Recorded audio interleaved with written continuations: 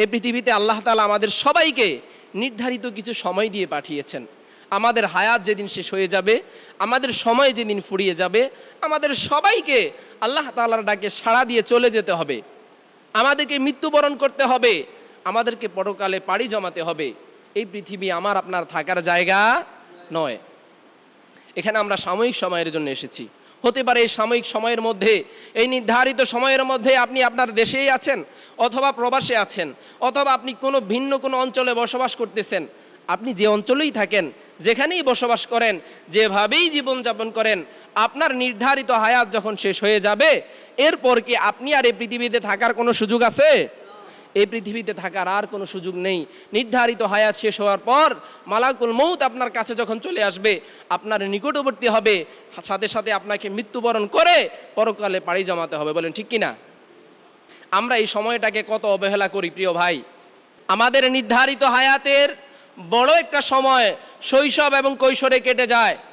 আর আমাদের যখন বুঝ হয়, বুঝ হওয়ার পর থেকে মৃত্যু পর্যন্ত আমরা যে হায়াত পাই, ওই হায়াতের বড় একটা অংশ আমাদের ঘুমের মধ্যে কেটে যায়। কথা বলেন ঠিক আছে? আমরা ঘুমিয়ে কাটিয়ে দেই 6 ঘন্টা, 7 ঘন্টা, 8 ঘন্টা, কেউ আবার তার চাইতেও বেশি ঘুমায়। আমরা ঘুমিয়ে আমাদের জীবনের গুরুত্বপূর্ণ সময়টা কাটিয়ে দেই। অবশিষ্ট যে সময়টা থাকে, এর মধ্যে আমাদের দৈনন্দিন জীবনের কাজকর্ম, আমাদের দুনিয়াবী কাজকর্ম, আমাদের অবহেলা অলসতার মধ্যে আমরা জীবনের বাকি অংশটুকু কাটিয়ে দেই। খুব কম সংখ্যক লোক রয়েছে, খুব সামান্য লোক রয়েছে যারা এই গুরুত্বপূর্ণ সময়কে কাজে লাগানোর চেষ্টা করে, যারা এই গুরুত্বপূর্ণ সময়কে কাজে লাগাতে পারে। আর বাকিরা আমরা অবহেলায়, অলসতায় আমাদের জীবনের এই দামি সময়টুকু, এই সম্পদটুকু কাটিয়ে দেই। বলি না আউযুবিল্লাহ। আপনি যদি এই উত্তপ্ত গরমের মধ্যে এক টুকরো বরফ রাখেন, রাখার পর যদি মনে করেন যে এই বরফটা আস্ত থাকবে, এটা যেমন ভুল চিন্তা, ভুল সিদ্ধান্ত। আপনার নির্ধারিত হায়াত আপনি ঘুমিয়ে কাটান, বসে কাটান, শুয়ে কাটান, কর্ম করে কাটান, অথবা অবহেলায় কাটান। আপনি যদি মনে করেন আপনার হায়াত আপনার জন্য অপেক্ষা করছে, সময় আপনার জন্য অপেক্ষা করছে, এটাও আপনার জীবনের একটা বড় ভুল সিদ্ধান্ত। আপনার হায়াতও একদিন শেষ হয়ে যাবে এই বরফের মতো গলে পড়ে। উত্তপ্ত গরমে একটা বরফ রাখলে কতক্ষণ লাগবে এটা বিলীন হতে, শেষ হতে? প্রিয় ভাই, আপনি হয়তো বুঝতে পারতেছেন না। একই পাত্রে আমরা খাবার খাচ্ছি। কেউ বুড়ো হয়ে যাচ্ছে, কেউ বড় হচ্ছে, কেউ বৃদ্ধ হচ্ছে, কেউ মৃত্যুবরণ করছে। পাতিল তো একটাই, এক জায়গা থেকেই খাবার খাচ্ছি। তার মানে যার সময় যেভাবে পুরানোর সেভাবেই পুরাবে, যার সময় যেভাবে শেষ হওয়ার সেভাবেই শেষ হবে। আপনি যতই চেষ্টা করেন আপনার নির্ধারিত সময়কে, আপনার নির্ধারিত হায়াতকে আপনি ধরে রাখতে পারবেন না। এটা শেষ হবেই, এটা শেষ হবেই। আপনাকে বড়কালে পাড়ি জমানো লাগবেই, আপনাকে মৃত্যুবরণ করা লাগবেই। বলি সুবহানাল্লাহ। আপনার নির্ধারিত হায়াতের মধ্যে আপনার সাংসারিক জীবনকে ভালো করার জন্য, সাংসারিক জীবনে ভালো থাকার জন্য, দুনিয়ার জীবনে ভালো থাকার জন্য যে পরিমাণ সময় ইনভেস্ট করেছেন, আপনার কাছে আমার প্রশ্ন, আপনার পরকালীন জীবনের জন্য কি তার চাইতে অর্ধেক সময় কি ইনভেস্ট করতে পেরেছেন? কথা বলেন, পেরেছেন? দুনিয়ার জীবনটা কি অনন্তকালের নাকি সাময়িক সময়ের জন্য? সাময়িক সময়ের এই জীবনে আপনি যে পরিমাণ পরিশ্রম করেছেন ভালো থাকার জন্য, আপনার দীর্ঘস্থায়ী, আপনার লং টাইম যেখানে থাকতে হবে, অনন্তকাল যেখানে থাকতে হবে, চিরকাল আপনাকে যেখানে থাকতে হবে, ওই পৃথিবীর জন্য আপনি কি পরিমাণ সময় ইনভেস্ট করার দরকার ছিল? কি পরিমাণ করেছেন? কতটুকু করেছেন? এই জন্যই আল্লাহ তাআলা কোরআনুল কারিমে বলছেন, ওয়াল আসর, সময়ের কসম। এই কসম কেড়েছেন কে? বলেন, কে কেড়েছেন? ওয়াল আসর, সময়ের কসম করে বলছি, ইন্নাল ইনসানা লাফি খুসর, নিশ্চয়ই সকল মানুষ ক্ষতির মধ্যে নিমজ্জিত। বলি না আউযুবিল্লাহ। কিসের কারণে? সময়ের কারণে। বলেন কিসের কারণে? সময়ের কারণে সকল মানুষ ক্ষতির মধ্যে নিমজ্জিত। আমরা অবহেলায়, অলসতায় আমাদের জীবনের গুরুত্বপূর্ণ সময় নষ্ট করি। আমরা বিলাসিতার মধ্যে, আমরা দুনিয়ার ক্ষমতা পাওয়ার জন্য, দুনিয়ায় ভালো থাকার জন্য, দুনিয়ায় প্রতিষ্ঠিত হওয়ার জন্য আমাদের জীবনের গুরুত্বপূর্ণ সময়গুলো নষ্ট করে ফেলি। আমরা যুবক যারা রয়েছি তারা গেমিংয়ের মাধ্যমে, মোবাইলিংয়ের মাধ্যমে, ফেসবুকিংয়ের মাধ্যমে, অন্যান্য অনলাইন সোশ্যাল মিডিয়ার মাধ্যমে আমাদের জীবনের গুরুত্বপূর্ণ সময় নষ্ট করে ফেলি। আমরা দুষ্টামির মাধ্যমে, আড্ডাবাজির মাধ্যমে, বিভিন্ন খেলাধুলার নামে, জুয়ার মাধ্যমে আমরা আমাদের জীবনের গুরুত্বপূর্ণ সময়গুলো নষ্ট করে ফেলি। আমরা আমাদের নিজেদেরকে ধ্বংসের দ্বার প্রান্তে নিয়ে গিয়েছি। আমরা আমাদের নিজেদেরকে জাহান্নামের রাস্তার দিকে ঠেলে দিয়েছি। বলি না আউযুবিল্লাহ। আর আমরা যারা মোটামুটি একটু প্রাপ্তবয়স্ক হয়েছি, আমরা নিজেদের কর্মজীবনে ব্যস্ত হয়ে পড়েছি। আমরা নিজেদের কর্মজীবনের মধ্যে ব্যস্ত হয়ে পড়েছি, আমরা দুনিয়াবি কাজে ব্যস্ত হয়ে পড়েছি। আমাদের ছেলে সন্তানকে প্রতিষ্ঠিত করার জন্য, আমাদের পরিবারকে সমৃদ্ধ করার জন্য, আমাদের নিজেদেরকে প্রতিষ্ঠিত করার জন্য, ভালোভাবে জীবনযাপন করার জন্য, আরামায়েশে ভোগবিলাসী জীবনযাপন করার জন্য আমরা আমাদের সময়কে নষ্ট করে ফেলছি। বলি নাউজুবিল্লাহ। এই কথাগুলো কি আপনাদের সাথে মিলে? বলেন, এই কথাগুলো আপনাদের সাথে মিলে? কার কার সাথে মিলে না বলেন? ইন্নাল ইনসানা লাফি খুসর, নিশ্চয়ই সকল মানুষ ক্ষতির মধ্যে নিমজ্জিত। ইল্লাল্লাযীনা আমানু ওয়া আমিলুস সলিহাত, শুধুমাত্র তারা ব্যতীত যারা ঈমান এনেছে। কার প্রতি? বলেন, কার প্রতি? যারা আল্লাহ তাআলার প্রতি ঈমান এনেছে, ওয়া আমিলুস সলিহাত, এবং আমলে সলেহ করেছে, ওয়া তাওয়াসাউ বিল হাক্কি ওয়া তাওয়াসাউ বিস সাবরি। বলি সুবহানাল্লাহ। যারা সত্যের দিকে এবং ধৈর্যের দিকে মানুষকে কি করেছে?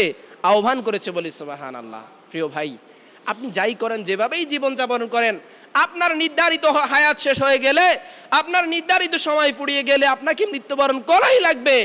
যেভাবে একটা বরফকে, এক টুকরো বরফকে উত্তপ্ত গরমে রাখার পর এটা যেমন গলতে সময় লাগবে না, লাগে না, ঠিক তেমনিভাবে আপনার নির্ধারিত হায়াতটুকু শেষ হয়ে যাচ্ছে, খুব বেশি সময় লাগবে না।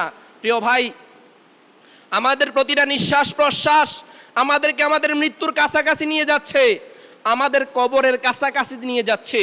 আমরা আর কতটুকু নিঃশ্বাস ফেলতে পারবো, কতটুকু নিঃশ্বাস নিতে পারবো, এটা আমরা জানি না। হয়তো বা আর সামান্য সময়ের পরিবর্তনে আমাদের মৃত্যু হয়ে যেতে পারে। বলেন ঠিক কিনা? কথা বলেন, ঠিক কিনা? হয়ে যেতে পারে। আর কয়টা নিঃশ্বাস বাকি আছে আমাদেরকে আমাদের কবরের কাছে যেতে, সেটা আল্লাহই ভালো জানে। এই নির্ধারিত হায়াতের মধ্যে, এই নির্ধারিত সময়ের মধ্যে আপনি কতটুকু আপনার রবের জন্য কাটিয়েছেন, কতটুকু পরকালের জন্য কাটিয়েছেন, কতটুকু আল্লাহর সন্তুষ্টির জন্য কাটিয়েছেন। আপনি তো আপনার বিলাসিতার মধ্যেই ব্যস্ত আছেন, আপনি তো আপনার দুনিয়াবি কাজের মধ্যেই ব্যস্ত আছেন, যেটা আল্লাহ বলেছেন, আল্লাহকুমুত তাকাসুর, প্রাচুর্যের প্রতিযোগিতা তোমাদেরকে অন্ধকারে ঢেকে রেখেছে, মেঘাচ্ছন্ন করে রেখেছে। কাদেরকে? যারা শুধু দুনিয়া নিয়ে ব্যস্ত, যারা শুধু দুনিয়ার ভোগ বিলাসিতা নিয়ে ব্যস্ত, যারা পরকাল ভুলে গিয়েছে, যারা পরকাল বিসর্জন দিয়ে ফেলেছে, তারা শুধুই দুনিয়া কামাইতে চায়, শুধুই দুনিয়ায় ভালো থাকতে চায়, পরকালের ব্যাপারে তাদের কোনো চিন্তা। বলি নাউজুবিল্লাহ। আরো জোরে বলি নাউজুবিল্লাহ। রাসূল আকরাম সাল্লাল্লাহু আলাইহি সাল্লাম বলছেন, হাসরের মাঠে প্রত্যেককেই 5টি প্রশ্নের সম্মুখীন হতে হবে। কোন 5টি? সে তার জীবনকাল কোন কাজে অতিবাহিত করেছে, যৌবনের শক্তি সামর্থ্য কোথায় ব্যয় করেছে, কোন পথে সম্পদ অর্জন করেছে, অর্জিত সম্পদ কোন রাস্তায় ব্যয় করেছে, এবং সে যে পরিমাণ ইলম অর্জন করেছে সেই অনুযায়ী কতটুকু আমল করেছে। বলি সুবহানাল্লাহ। কয়টি প্রশ্ন? আমরা আমাদের জীবন কোন কাজে অতিবাহিত করেছি, আমাদের রব যদি আমাকে প্রশ্ন করে, আমাদেরকে জিজ্ঞেস করে, আমরা কি জবাবদিহি করতে পারবো? পারবো না। আমরা ঘুমিয়ে কাটিয়েছি, অলসতার মধ্যে, অবহেলার মধ্যে, অন্যায় অত্যাচার জুলুম নির্যাতনের মধ্যে ডুবেছিলাম। আমরা আমাদের জীবনকে সুন্দরভাবে অতিবাহিত করতে পারি নাই, আমরা আল্লাহর সন্তুষ্টির জন্য ইবাদত করতে পারি নাই। হাসরের মাঠে যখন আপনাকে জিজ্ঞেস করবে আপনি আপনার জীবনকে কোন কাজে অতিবাহিত করেছেন, সেদিন আপনি কি বলবেন? আপনার যৌবনের শক্তি সামর্থ্য আপনাকে এত সুন্দরভাবে জীবনযাপন করার সুযোগ যিনি করে দিয়েছেন, এত সুন্দরভাবে স্বাধীনভাবে বাঁচার সুযোগ করে দিয়েছেন, এত সুন্দরভাবে চলাফেরার করার সুযোগ করে যিনি দিয়েছেন, সেই রব যদি আপনাকে জিজ্ঞেস করে আপনার যৌবনকাল কোন কাজে অতিবাহিত করেছেন, যৌবনের শক্তি সামর্থ্য কোন কাজে ব্যয় করেছেন, কি বলবেন? কোন রাস্তায় সম্পদ অর্জন করেছেন, সেই ব্যাপারে আপনি কি উত্তর দিবেন? অর্জিত সম্পদ কোন রাস্তায় ব্যয় করেছেন, এই প্রশ্ন যখন আপনাকে করা হবে তখন আপনি আল্লাহর কাছে কি জবাব দিবেন? আপনাকে যদি জিজ্ঞেস করা হয় সালাত কায়েম করা ফরজ, এটা কে জানে না বলেন? সবাই জানে না? সালাত কায়েম করা ফরজ আমরা সবাই জানি। সামর্থ্য থাকলে হজ করা ফরজ সবাই জানি। সামর্থ্য থাকলে যাকাত আদায় করা ফরজ সবাই জানি। জীবনের প্রতিটি ক্ষেত্রে আল্লাহ তাআলার একত্ববাদের প্রতি স্বীকৃতি দেওয়া উচিত আমরা সবাই জানি। জীবনের প্রতিটি ক্ষেত্রে যত কষ্টই হোক হালালের উপর প্রতিষ্ঠিত থাকা উচিত আমরা সবাই জানি। জীবনেও কখনো অন্যের উপরে জুলুম নির্যাতন করা উচিত না আমরা সবাই জানি। তার মানে এগুলো আমরা সবাই জানি। তার মানে আমরা এই বিষয়কে ইলম অর্জন করেছি, জ্ঞান অর্জন করেছি, বলি সুবহানাল্লাহ। এখন আল্লাহ যদি জিজ্ঞেস করে যে আপনি যে পরিমাণে ইলম অর্জন করেছেন, আপনাকে যদি আল্লাহ জিজ্ঞেস করে আপনি যে পরিমাণে ইলম অর্জন করেছেন সে অনুযায়ী কতটুকু আমল করেছেন, এই প্রশ্নের উত্তর কি দিবেন? এই প্রশ্নের জবাব কি দিবেন? আপনি বলতে পারেন আমি অত ভালো কিছু জানি না, অত বেশি জানি না, এটা হুজুররা জানে, আমি অত বড় আলেম হতে পারি নাই, এই জন্য আমি খুব বেশি জানি না। আপনার কাছে আমার প্রশ্ন, খুব বেশি জানেন না, যেটুকু জানেন ওই অনুযায়ী কি পরিমাণ আমল করেছেন? আমরা তো খালি মারামারি কাটাকাটি নিয়ে ব্যস্ত।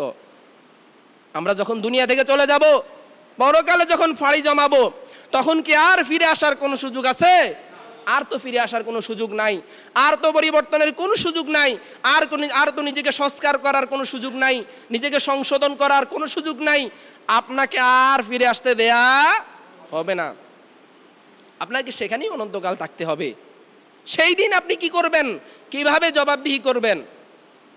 আপনি যখন হাসরের মাঠে পরকালে যখন ফাড়ি জমাবেন, আল্লাহ তাআলা তো বলে দিয়েছেন, আল ইয়াওমা নাখতিমু আলা আফওয়াহিহিম, আজ আমি তাদের মুখ বন্ধ করে দিয়েছি, ওয়া তুকাল্লিমুনা আইদিহিম, তাদের হাত আমার সাথে কথা বলবে, ওয়া তাশহাদু আরজুলুহুম, তাদের পা আমার কাছে সাক্ষ্য দিবে, বিমা কানু ইয়াকসিবুন, যে দুনিয়াতে তারা কি কামাই করে এসেছে, আপনি কোন পথে সম্পদ অর্জন করেছেন, কোন পথে আবার ওই সম্পদ ব্যয় করেছেন, আপনি ইলম অর্জন করেছেন কিনা, করলে কতটুকু আমল করেছেন, দুনিয়াতে আল্লাহ তাআলা আপনাকে যে শক্তি সামর্থ্য দিয়েছেন, আপনাকে যে সামর্থ্য দিয়েছেন, এই সামর্থ্য আপনি কোন কাজে ব্যয় করেছেন?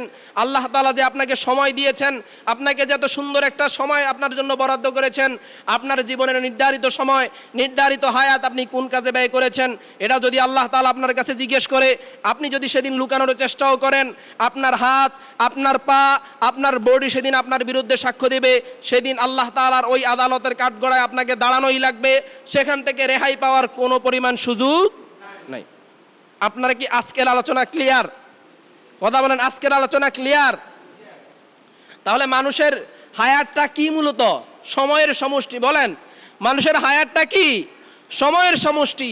এই সময় আপনি ঘুমিয়ে কাটান, বসে কাটান, শুয়ে কাটান, কাজ করে কাটান, অবহেলায় কাটান, যেভাবেই কাটান, আপনার সময় থেমে থাকবে না। আপনার সময় অতিবাহিত হবেই, আপনার হায়াত শেষ হবেই, আপনাকে মৃত্যুবরণ করা লাগবেই। বলি সুবহানাল্লাহ।